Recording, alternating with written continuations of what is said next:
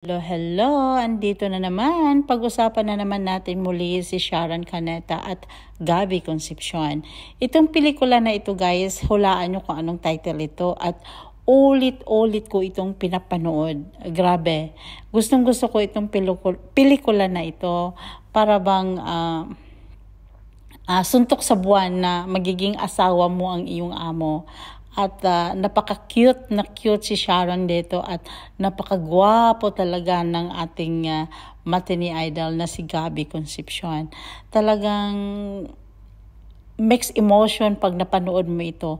Matawa ka, mainis ka, maawa ka na ba't ganito ang buhay, ba't may mahirap, may mayaman, umibig ka sa isang mayaman.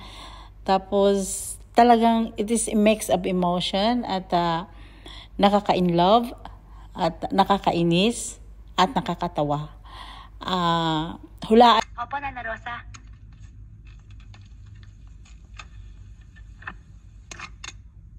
Jenna, timplado na yan. Opo.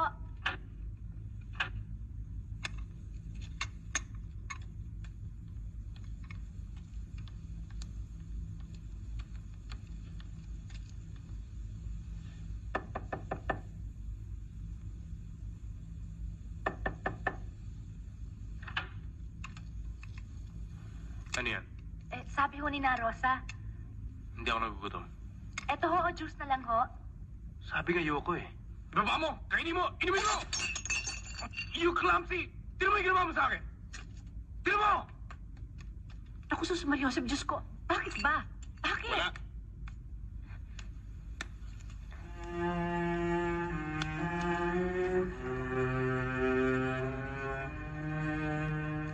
I'm sorry.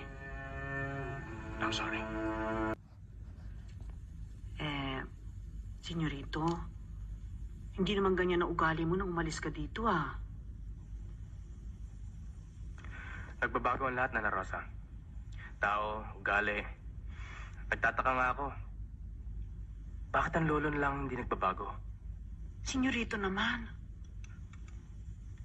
Bakit, Nana Rosa? Bakit ganun ang lolo? Ewan ko. Talagang totoo ang sinabi niya. Kailangan mo siya. Mabuti na lang naisipan mong bumalik dito sa Pilipinas. Nabalitaan kong hirap na hirap ka raw sa paghahanap buhay sa States. Nag-waiter ka pa raw. At saka nag-dishwasher. Kung Diyos ko naman, senyorito. Malaya ako, Nana Rosa. Kung di lang naman dahil kay Mabel, hindi niyo na ako makikita rito. Nana Rosa?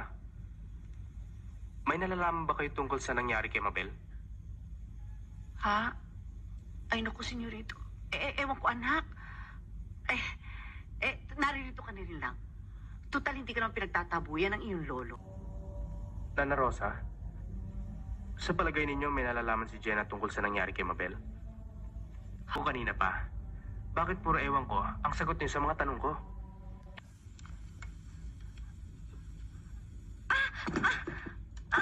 Uy!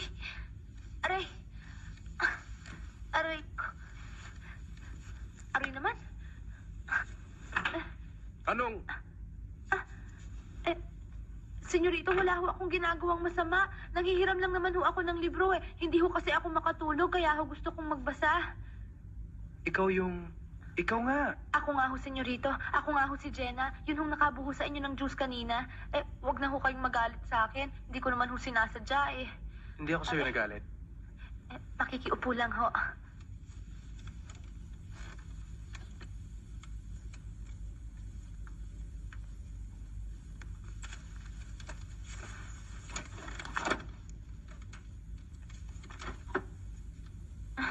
O bakit?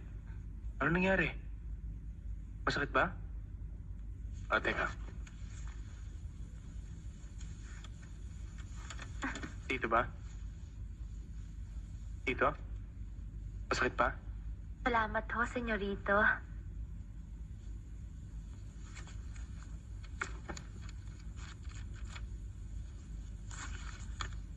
Biography?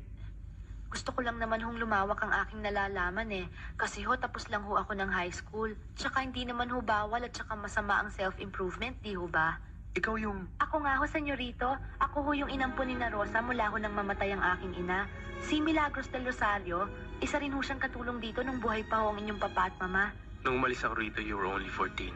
Ako nga ho, senyorito. Ako yung payat at Ang pangit. ganda mo ngayon, Jenna. Yung madaldal na... Ang best friend ni Mabel. Kung bago siya magkasakit, pinagbawalan ako ng inyong lolo na lumapit sa inyong kapatid. Ang alila raw ho ay para lamang sa mga